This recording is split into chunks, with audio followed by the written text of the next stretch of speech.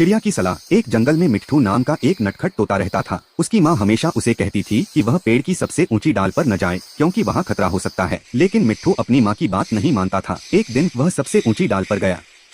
तभी एक शिकारी ने उसे देख लिया और जाल फेंक दिया। मिट्ठू जाल में फंस गया और रोने लगा।